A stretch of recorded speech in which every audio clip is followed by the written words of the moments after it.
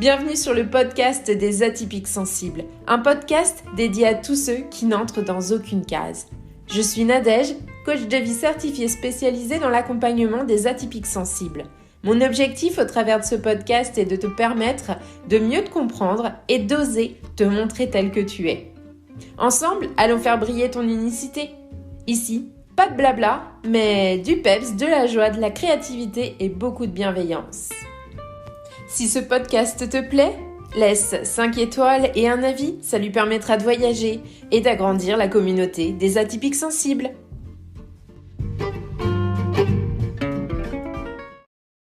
Bienvenue dans l'épisode 67 du podcast des atypiques sensibles.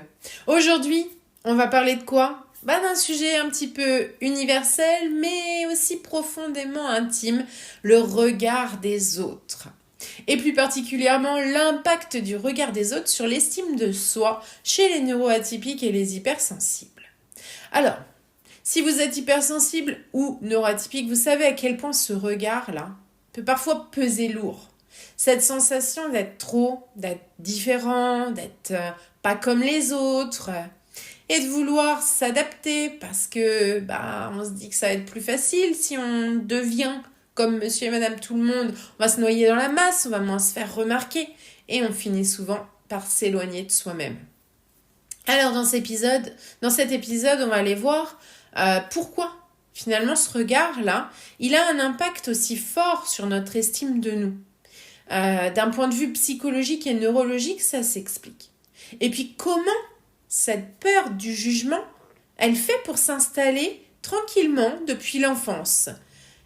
Puis on va aussi aller voir bien évidemment comment on peut se libérer progressivement pour retrouver une estime de soi un peu plus stable et un peu plus authentique, parce que c'est ce qui nous intéresse. Alors, dans un premier temps, pourquoi ce regard des autres, il va peser plus lourd quand on est hypersensible ou neuroatypique ?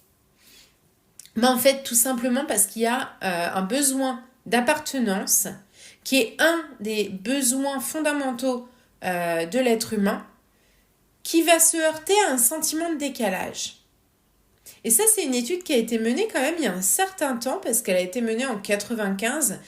C'est Baumeister et Léry qui ont montré ça, cette espèce de décalage qui vient se heurter à ce besoin d'appartenance. Et il y a eu d'autres études qui sont venues expliquer un petit peu ce truc-là. Parce que d'un point de vue neurologique, comment ça s'explique ? Pourquoi ça se met en place particulièrement chez les atypiques sensibles ? Tout simplement parce qu'il y a ce système miroir.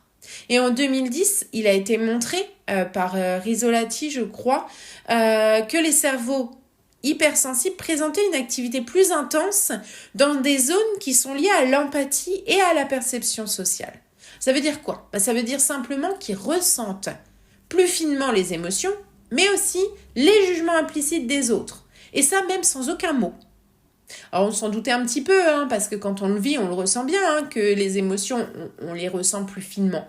Mais on ne se doute pas qu'on va être dans l'attirance, on va attirer à nous des jugements qui ne sont même pas exprimés par des mots. Forcément que ça vient un petit peu nous perturber. Du coup, on va se retrouver avec un mot, un ton, un regard. Et on valide. Ça crée une blessure, ça vient réactiver une blessure. Alors que l'autre en face, il dit « mais j'ai rien dit !» Nous, on a tout capté. Et comme le cerveau atypique, il a tendance à analyser en boucle, chaque interaction, ça peut se transformer en suranalyse. On va se dire, déjà, en partant de nous-mêmes, ce que j'ai dit, c'était pas trop bizarre. Mais pourquoi il m'a regardé comme ça ? Ils sont en train de penser que je suis différente, là, c'est ça ? Et cette vigilance-là, cette hyper-vigilance sociale, elle a été documentée dans plusieurs études. Des études qui partaient du TDAH, qui partaient de l'autisme, mais aussi des études sur l'hypersensibilité, des études d'Hélène Aron. Mais dès 2014, donc c'est hallucinant qu'on n'en entende pas plus parler que ça. Et ça, c'est une réaction protectrice. C'est notre cerveau qui se dit « Waouh, faut que je te protège. » Donc je mets ça en place. J'anticipe le rejet pour t'éviter de revivre les blessures anciennes. Et ces blessures, c'est souvent l'une des blessures de l'enfance, une ou deux ou trois, qui sont majoritaires chez nous. C'est un sujet hyper intéressant à aller creuser quand on ressent cette blessure de rejet là, d'aller voir un petit peu comment on peut comprendre d'où elle sort, d'où elle remonte. C'est un travail que je fais souvent en séance parce que je suis diplômée en psychologie et parfois en coaching, on se heurte à des limites. On sait qu'il y a quelque chose qui coince, on n'arrive pas à identifier d'où ça sort. Donc ça, c'est un travail qu'on peut aller faire ensemble. On va aller identifier d'où ça vient. Et une fois qu'on a identifié d'où ça vient, on sait contre quoi on doit lutter. Et on va pouvoir avancer. Le principe, c'est pas de faire une thérapie et de rester sur ce qui s'est passé. C'est vraiment de suivre un coaching et d'avancer. Et de se servir de ce déblocage pour avoir de nouvelles prises de conscience qui vont nous mener à la réalisation de notre objectif. Alors, faut pas se leurrer, hein. Ce regard-là, ce regard des autres, il a façonné notre estime de nous depuis des années. Si on reprend un petit peu, on va faire un petit retour en arrière.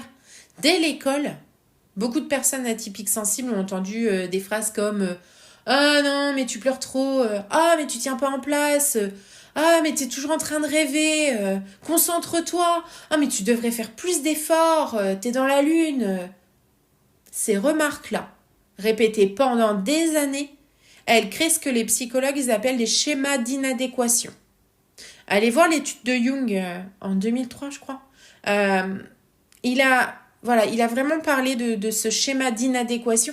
En fait, les étiquettes qu'on nous a collées sont en inadéquation totale avec qui on est. Donc, on finit par intégrer l'idée qu'on doit se corriger pour être aimé ou accepté et on corrige des choses qu'on n'est pas. Comment corriger les choses qu'on n'est pas? On n'y arrive pas. On veut corriger ces trucs-là. T'es trop sensible. D'où je suis trop sensible par rapport à qui, par rapport à quoi? Comment je corrige un trait qui n'est pas défectueux? La sensibilité, c'est un merveilleux cadeau. Qui peut juger qu'on est trop sensible? À part nous, si on sent que ça nous dessert. Personne. Donc, quand l'environnement ne valorise pas notre différence, le regard des autres, ça devient vraiment le miroir déformant de la foire. Et l'estime de soi, elle se construit sur ces bases-là, hyper fragiles, dans la dépendance à la valorisation extérieure. La bonne nouvelle, c'est qu'on peut apprendre à changer de miroir. On peut changer les choses. On peut décider de ne plus se regarder à partir du prisme déformant offert par les autres. On peut décider de se regarder soi-même avec bienveillance au lieu d'attendre le regard apaisant des autres. On va casser la dépendance émotionnelle. Et ça, c'est OK.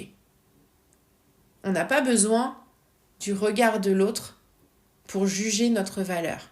Notre regard à nous, il est déjà assez critique comme ça. En plus, quand on est atypique sensible, on va aller chercher, on l'a dit, le moindre détail. Donc, prioritairement, le cerveau, il garde le moindre détail négatif pour nous protéger. Ça nous dessert. On laisse ça de côté. Comment on fait donc pour retrouver une estime de soi qui soit stable, qui soit authentique? Ça, je vous donne quelques petits trucs là, dans les minutes qui suivent. On va aller apaiser le lien entre notre estime et le regard des autres. Donc déjà, il va falloir aller identifier ce qui nous déclenche. Donc à chaque fois qu'on va sentir que notre estime de nous-mêmes elle est en chute libre, que ce soit au travail, en famille, sur les réseaux, on va noter la situation. Qu'est-ce qui a déclenché ça? Est-ce que c'est parce qu'on a publié un post et il y a quelqu'un qui a dit « Ah mais moi je suis pas d'accord ». Oui, c'est normal. Tout le monde ne peut pas être d'accord avec nous, mais par contre, nous, on s'est remis en question. C'est nul ce que je fais. D'où je sors ça? D'où ça vient? Pourquoi j'ai dit ça? J'aurais fait mieux de me taire. Wow. C'est OK. Tout le monde ne peut pas être d'accord avec nous. C'est très bien comme ça, et heureusement. C'est ce qui fait la couleur du monde. Par contre, il faut en prendre conscience. Parce que quand on prend conscience que je sais que quand quelqu'un n'est pas d'accord avec moi, ça me déclenche, je reprends le pouvoir. Et c'est ça, nous, ce qu'on veut. C'est reprendre le pouvoir, ne pas laisser le pouvoir à l'autre. On va revenir à notre identité profonde, nos valeurs, nos forces, notre façon unique de percevoir le monde. Et pour ça, on peut aller s'appuyer sur la psychologie positive. Tout le travail de Seligman est génial parce que renforcer la conscience de nos forces, ça vient augmenter durablement l'estime de soi. Donc, psychologie positive, ça ne veut pas dire je vis au pays des bisounours. Ça veut dire je vais vers le positif pour attirer le positif et pour remonter mon estime de moi. C'est un outil, mais c'est génial. On va aussi arrêter la comparaison latérale. Vous n'avez pas à vous comparer à quelqu'un qui ne pense pas comme vous.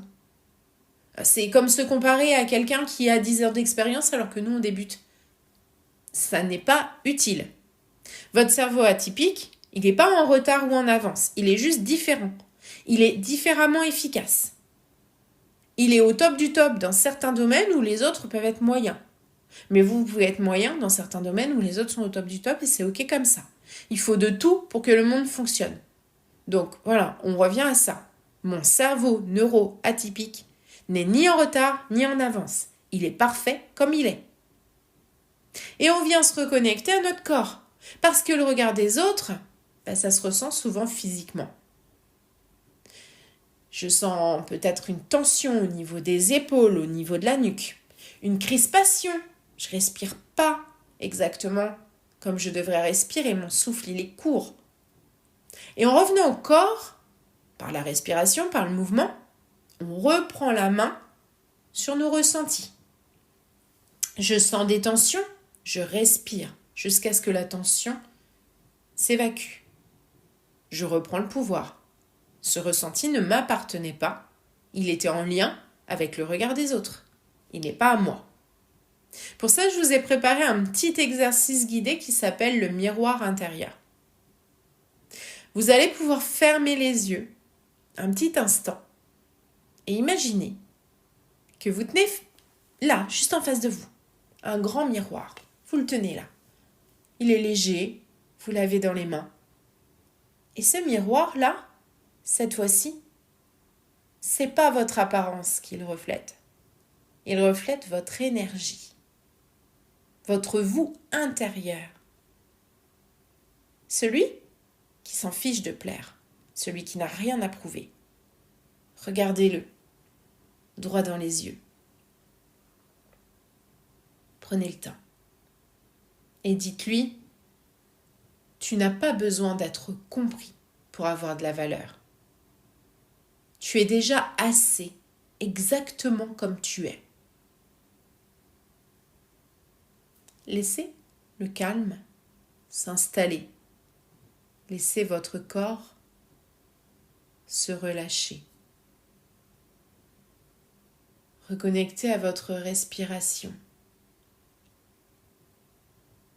Elle est douce, elle est calme, elle est posée. Et gardez cette image en mémoire. Ce miroir-là, c'est celui-là que vous devez consulter à l'avenir. Et aucun autre. Vous n'avez pas besoin de plaire. Vous n'avez rien à prouver à personne. Vous êtes parfait comme vous êtes. Merci d'avoir écouté cet épisode 67 du podcast des atypiques sensibles. Souvenez-vous, l'estime de soi, c'est pas se voir à travers les yeux des autres.